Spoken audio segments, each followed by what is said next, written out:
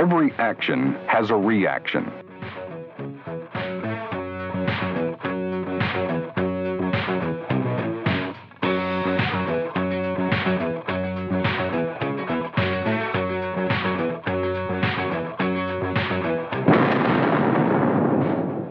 There may be a physical or political reaction.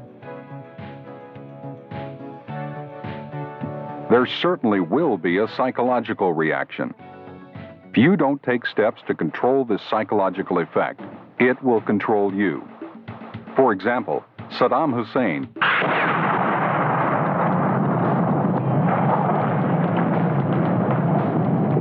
did not anticipate the nations of the world uniting to eject his troops from Kuwait.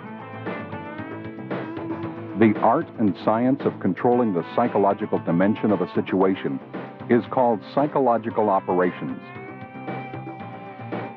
Psychological operations, or PSYOP, is a supplementary weapon system that can increase the relative combat power of friendly forces and adversely affect the combat power of the opponent. This may be accomplished by attacking the identified vulnerabilities and susceptibilities of opposing forces through a planned and coordinated program.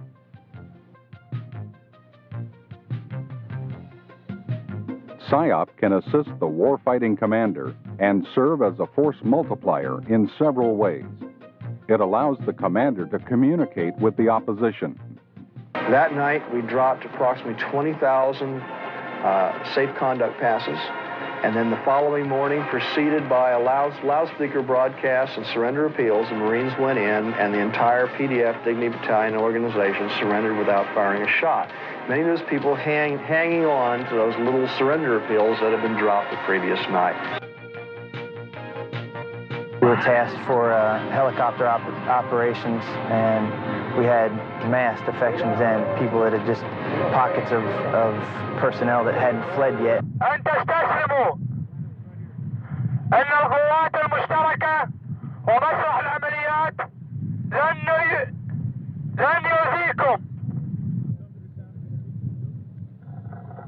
تقدموا باتجاه ندائي.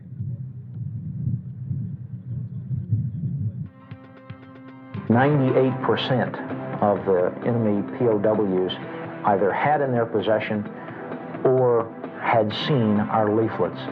And of those, some 70% did what the leaflets told them to do: abandon their equipment, follow the procedures for surrendering, go south towards Mecca, to seek refuge across the border. Secondly, PSYOP assists the commander in communicating with non-combatants to ensure their safety. First thing we would do is we'd roll up with the rifle company. I'd get with the company commander, and we would decide that we were going to broadcast into the house to try to clear out innocents before we went and hit it. And in 3 or 4 cases, we took 50 or 60 people out of a house before the troops went in and cleared it. I'm personally convinced that the civilian casualty toll would have been significantly higher had we not had these people spread out throughout the city to keep the civilians out of the line of fire. The newspaper, the Raja, is absolutely worth its weight in gold because it really is a great way of communicating with the Somali people. It actually represents something they don't have as a newspaper. It's a way of reinforcing our benevolent image.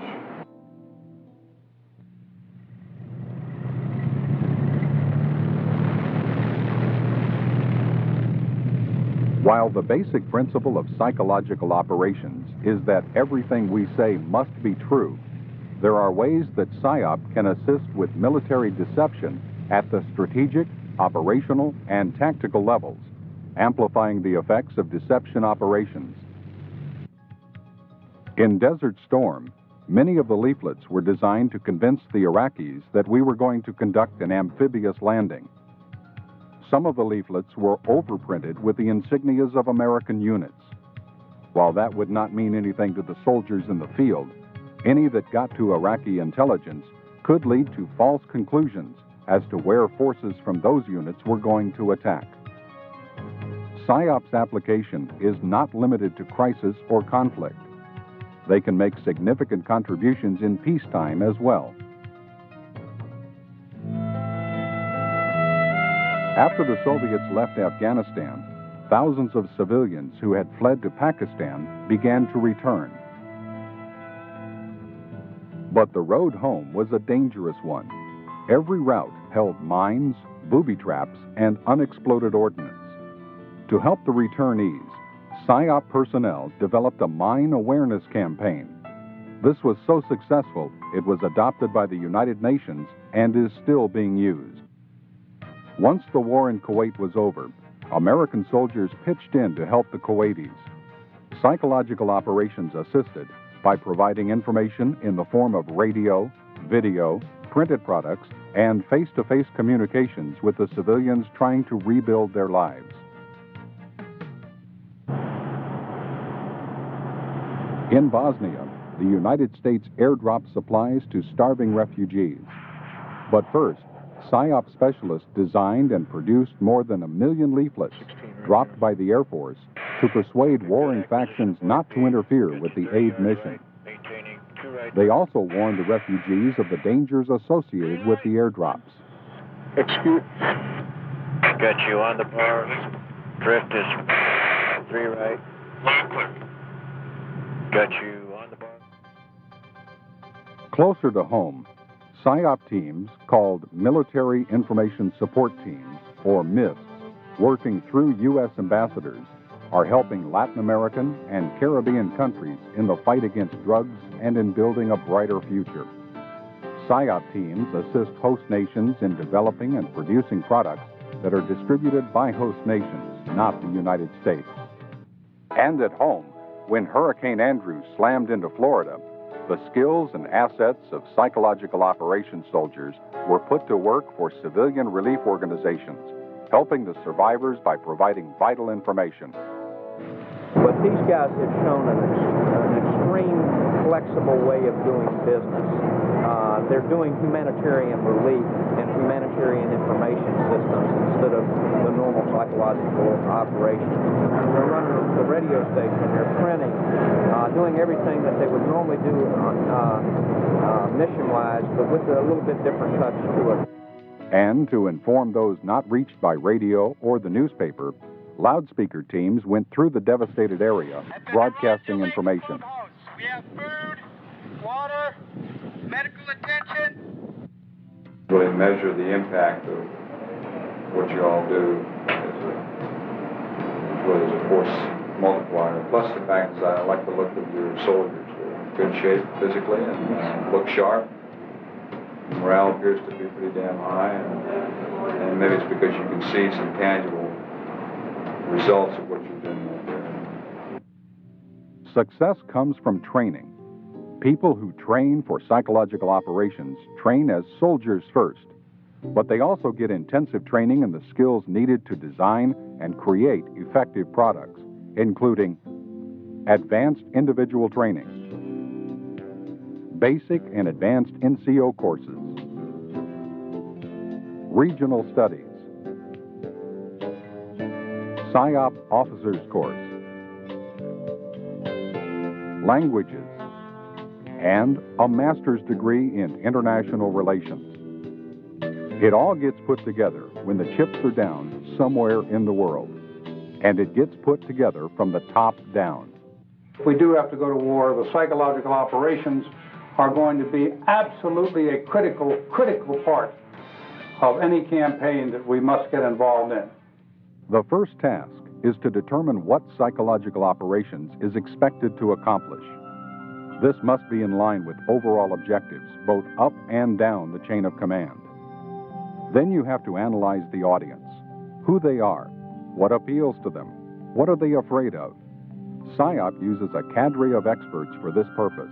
It is also very easy in PSYOP business for us to think of people, again, in our own image, with our own experience. In Saudi Arabia, where the kind of message that I would have thought of putting in a PSYOP pamphlet was not what a Saudi and a Muslim would have thought. So I think it really, I guess, probably underscores the challenge of psychological operations. It isn't an easy business.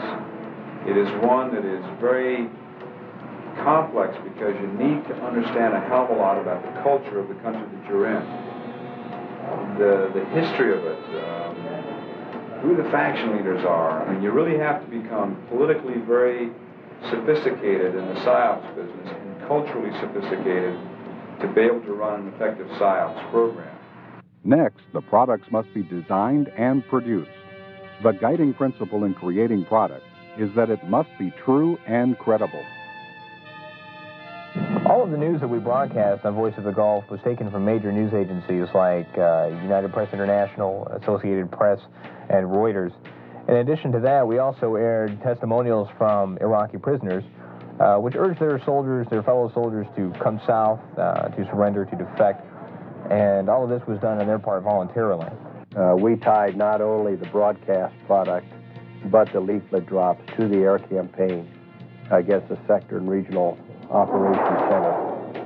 And basically the message was, don't turn on your radars. And if you do, we will blow you away. And of course, that's exactly what we did. Our objectives are clear. Saddam Hussein's forces will leave Kuwait. The legitimate government of Kuwait will be restored to its rightful place, and Kuwait will once again be free. All psychological operations need to support national objectives. This means that PSYOP must be approved throughout the chain of command.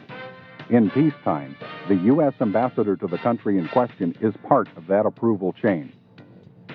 In wartime, the PSYOP objectives flow from the National Command Authority through the Unified Command Sync, who will normally be given PSYOP approval authority. Whenever possible, PSYOP products should be tested before they are distributed. Only after all this is done can the most visible part, the actual dissemination, take place.